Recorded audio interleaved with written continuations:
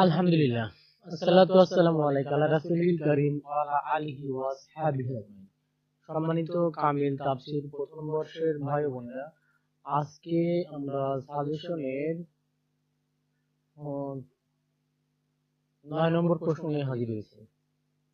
বলা হচ্ছে উযকুর আলামাতু মুনাফিক আল্লাতী যিকরাতু ফি সূরা বাকারা। সূরা বাকারার আলোকে মুনাফিকদের আলামত বা লক্ষণ সমূহ উল্লেখ করো। তো চলে যাই। সূরা আল বাকারায় বর্ণিত মুনাফিকদের লক্ষণ সমূহ। আল্লাহ তাআলা কুরআন মাজিদের সূরা আল মুনাফিকুন সহ বিভিন্ন স্থানে রাসূল সাল্লাল্লাহু আলাইহি ওয়াসাল্লামের যুগের মুনাফিক তথা কপট বিশ্বাসীদের লক্ষণ ও পরিচয় সম্পর্কে বর্ণনা করেছেন। সূরা আল বাকারার দ্বিতীয় রুকুতে মুনাফিকদের যেসব লক্ষণ বর্ণিত হয়েছে তা নিচে উল্লেখ করা হলো। নম্বর 1, মুনাফিকরা প্রকাশ্যভাবে নিজেদের আল্লাহ, তার রাসূল মুহাম্মদ সাল্লাল্লাহু আলাইহি ওয়াসাল্লাম এবং আখিরাতের প্রতি বিশ্বাসী বলে দাবি করে, কিন্তু অন্তরে এসব বিষয়ে ঘোর অবিশ্বাস পোষণ করে। তাই তারা প্রকৃতপক্ষে ঈমানদার নয়। আল্লাহ তাআলার বাণী, সূরা বাকারার এটা হচ্ছে 8 নম্বর আয়াত। আল্লাহ তাআলার বাণী, ওয়ামিনান নাসু মাইয়াকুলু আমান্না বিল্লাহি ওয়া বিল ইয়াউমিল আখির ওয়া মা হুম বিমুমিনিন। সূরা বাকারা আয়াত 8।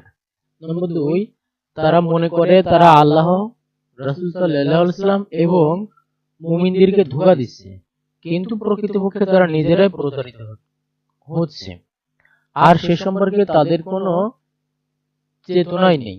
এই অজ্ঞতার কারণে তাদের অন্তরে যে অবিশ্বাস ও প্রতারণা রয়েছে তা ক্রমে বৃদ্ধি পাচ্ছে, আর এজন্য তাদেরকে পরিণাম কঠোর শাস্তি ভোগ করতে হবে। যেমন আল্লাহ তাআলার বাণী, এটা সূরা বাকারার 9-10 নম্বর আয়াত, ইউখাদিউনাল্লাহা ওয়াল্লাযীনা আমানু ওয়া মা ইয়াখদাউনা ইল্লা আনফুসাহুম ওয়া মা ইয়াশউরুন ফি কুলুবিহিম মারাদুন ফাজাদাহুমুল্লাহু মারাদা ওয়া লাহুম আযাবুন আলীম বিমা কানু ইয়াকযিবুন।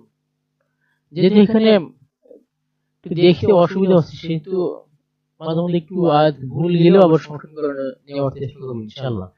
তারপরে যদি ভুল হয়ে যায় আপনারা আমাকে বলে দিবেন, আমি চেষ্টা করবো কোরআন মাজিদ থেকে আয়াতগুলো পড়ার অথবা স্ক্রিন করে দেওয়ার, আপনারা পড়ে নেবেন। নম্বর 3, মুনাফিকদের অশান্তি সৃষ্টি করতে নিষেধ করলে তারা বলে ইন্নামা নাহনু মুসলিহুন, অর্থাৎ নিশ্চয় আমরা শান্তি স্থাপনকারী।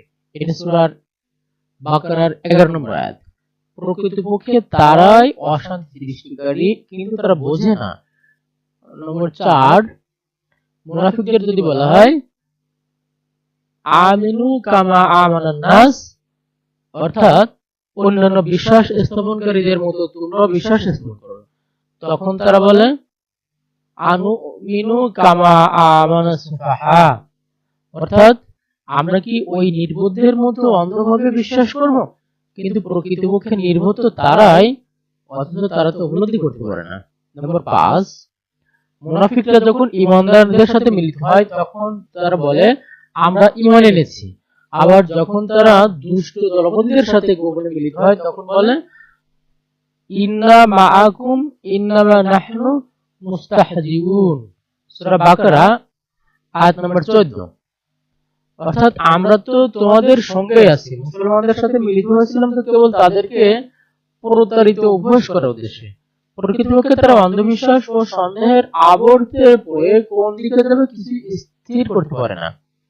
নম্বর 6, মুনাফিক তারা যাদের অন্তরে ঘোর অন্ধকার আচ্ছন্ন হয়ে গেছে, হেদায়েত ও সদুপদেশ গ্রহণ করা এবং এর জন্য অনুত প্রকাশের শক্তি একেবারে হারিয়ে ফেলেছে।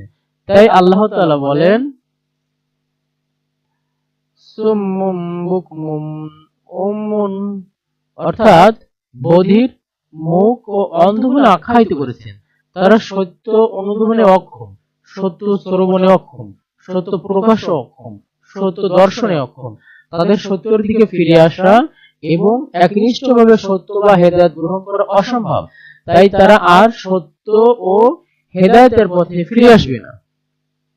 তো আজকে এই পর্যন্ত, পরবর্তীতে আমরা অন্য কোনো এপিসোডে হাজির হব ইনশাআল্লাহ। আল্লাহ হাফেজ।